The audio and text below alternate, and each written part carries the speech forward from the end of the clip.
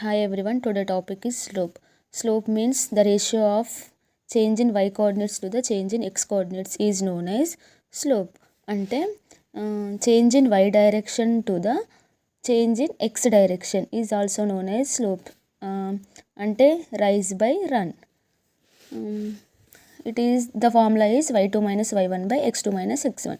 Suppose we take one example, y equal to x plus 1. Here we take some in x values and we get y values. Suppose x equal to 0 తీసుకుంటే మనకు y equal to 1 వచ్చింది. x equal to 1 తీసుకుంటే y equal to 2. x equal to 2 తీసుకుంటే y equal to 3. అంటే దీన్ని ఒక straight line అనేది form అయింది. సో ఇక్కడ మనం స్లోప్ అనేది ఎట్లా ఫైండ్ అవుట్ చేయొచ్చు? x1 y1 x2 y2 అంటే ఫార్ములా ఏంటి? y2 minus y1 by x2 minus x1. Slope find out చేస్తే ఏమవుతుంది? 3 minus 2 by 2 minus 1 1 by 1 equal to 1. So ఇక్కడ ఈ లీనియర్ ఈక్వేషన్లో మనము స్లోప్ ఎక్కడ ఫైండ్ అవుట్ చేసినా కూడా ఈక్వలే వస్తుంది. మనం ఈ 2 పాయింట్స్ తీసుకున్నా కూడా 1 వస్తుంది, ఈ 2 పాయింట్స్ తీసుకున్నా కూడా 1 వస్తుంది. అంటే ఈ లీనియర్ ఈక్వేషన్ కాబట్టి స్లోప్ అనేది చేంజ్ కాదు, స్లోప్ అనేది కాన్స్టాంట్గా ఉంటుంది. మళ్ళీ స్లోప్ అనేది ఇట్లా పైకి ఉంటే గ్రేటర్ స్లోప్, కొంచెం ఇట్లా ఎక్స్ యాక్సిస్కి దగ్గరగా ఉంటే స్లోప్ అనేది తక్కువ ఉంటుంది అని చెప్పొచ్చు. Take another example, y equal to X square. ఇది ఒక ఫంక్షన్. ఇక్కడ మనము కొన్ని ఎక్స్ వాల్యూస్ తీసుకున్నాం అండ్ y వాల్యూస్ కూడా మనకు వచ్చినాయి. దీంతో గ్రాఫ్ డ్రా చేస్తే మనకు పారాబోలా షేప్లో ఒక కర్వ్డ్ షేప్ అనేది వచ్చింది. ఇక్కడ మనం స్లోప్ ఫైండ్ అవుట్ చేయడం కష్టం అవుతుంది, ఎందుకంటే అన్ని పాయింట్స్ మనకు ఈక్వల్గా ఉండవు. ఇక్కడ అంటే 2 పాయింట్స్కి సేమ్ ఉంటుంది డిస్టెన్స్, ఇక్కడ మనం కనుక్కోవడం కష్టం. ఇక్కడ నుంచి ఇక్కడ వరకు ఒక స్లోప్ ఉంటుంది, ఇక్కడ నుంచి ఇక్కడ వరకు ఒక స్లోప్ ఉంటుంది. సో దీన్ని ఫైండ్ అవుట్ చేయడం కోసమే మనకు డెరివేటివ్ అనే కాన్సెప్ట్ వచ్చింది. ఇప్పుడు మనం డెరివేటివ్ గురించి తెలుసుకుందాం.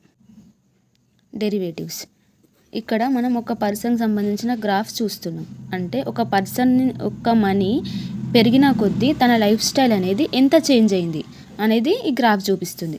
సపోజ్ ఆ పర్సన్ దగ్గర x1 అనే మనీ ఉంది ఫస్ట్, అప్పుడు తన లైఫ్ స్టైల్ ఎంత చేంజ్ అయింది? y1 దగ్గర ఉండే. మళ్ళీ ఆ పర్సన్ దగ్గర మనీ అనేది ఇంక్రీజ్ అయింది, x2కి చేంజ్ అయింది. అప్పుడు ఆ పర్సన్ యొక్క లైఫ్ స్టైల్ అనేది ఆటోమేటిక్గా ఇంక్రీజ్ అవుతుంది కదా, అంటే రిచ్ అయిపోయింది అనుకోండి సపోజ్. ఇప్పుడు ఈ x1 నుంచి x2 మధ్య డిస్టెన్స్ని ఏమంటాం? Delta X. ఈ y1 నుంచి y2కి మధ్య డిస్టెన్స్ని ఏమంటాం? Delta Y. డెల్టా వై అంటే y2 minus y1, delta X అంటే x2 మైనస్ x1. సో ఇప్పుడు నేను తన మధ్య డెల్టా వై బై చేంజ్ను క్యాలిక్యులేట్ చేస్తున్నాను. Delta y by delta X అనేది క్యాలిక్యులేట్ చేసినప్పుడు సపోజ్ 20 వచ్చింది అనుకోండి, అంటే డెల్టా వై ఏమవుతుంది? 20 ఇంటూ డెల్టా ఎక్స్. అంటే ఇప్పుడు ఆ పర్సన్ యొక్క లైఫ్ స్టైల్ అనేది ఆ మనీకి 20 టైమ్స్ ఇంక్రీజ్ అయింది, అంటే 20 టైమ్స్ ఎక్స్ట్రా అనేది యాడ్ అయింది. సో మనం ఇట్లా ఎక్కువ డిస్టెన్స్ అనేది ఇట్లా క్యాలిక్యులేట్ చేయొచ్చు. సపోజ్ ఇప్పుడు x1 x2ని నేను దగ్గరికి చాలా తక్కువ డిస్టెన్స్ తీసుకొస్తున్నాను, అంటే ఆటోమేటిక్గా ఇక్కడ కనిపించనంత డిస్టెన్స్ దగ్గరికి తీసుకొస్తున్నా, x1 x2ని కలుపుతున్నా. అప్పుడు ఆటోమేటిక్గా ఈ కలిపిన దాన్ని ఏ అనుకోండి. ఇప్పుడు ఇక్కడ ఏ అనేది చేంజ్ ఉంటే ఆటోమేటిక్గా ఇక్కడ కూడా ఈ రెండు దగ్గరకు వస్తాయి కదా, చాలా తక్కువ డిస్టెన్స్, అంటే ఇక్కడ బి అనుకోండి. ఈ డిస్టెన్స్ని ఎట్లా క్యాలిక్యులేట్ చేస్తాం అంటే దీన్ని ఏమంటాం? dx. చాలా తక్కువ స్మాల్ డిస్టెన్స్ని మనం dxతోని చూపిస్తాం, స్మాల్ డిస్టెన్స్ ఇన్ వైని dyతో చూపిస్తాం. ఇదేమో డిస్టెన్స్ అంటే చాలా పెద్ద మొత్తం, ఇదేమో దగ్గరకు తీసుకొచ్చినాం కదా, దాన్ని ఏమంటాం? dx and dy. అంటే ఈ డిస్టెన్స్ క్యాలిక్యులేట్ చేయడం కోసం మనం డెరివేటివ్స్ వాడతాం. అంటే పర్సన్ యొక్క lifestyle with respect to మనీతోని తన లైఫ్ స్టైల్ అనేది ఎంత చేంజ్ అవుతుంది, చాలా తక్కువ.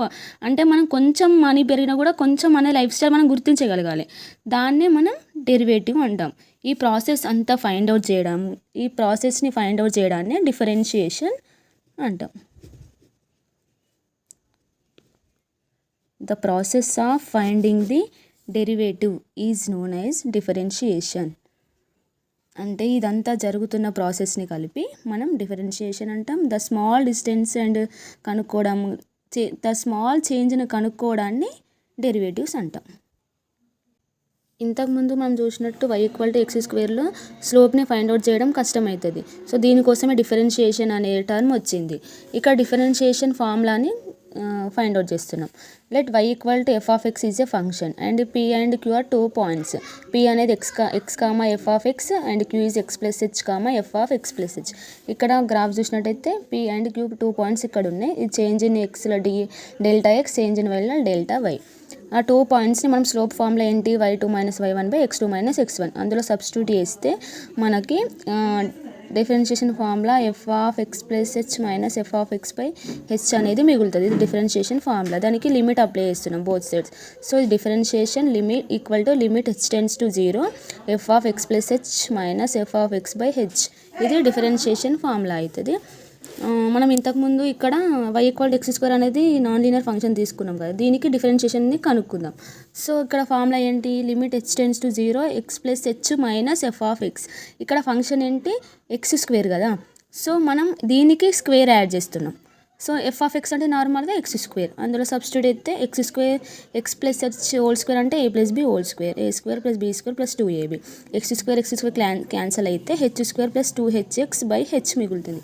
మనము హెచ్ని ఇక్కడ కామన్ తీస్తున్నాం, H plus 2x by H.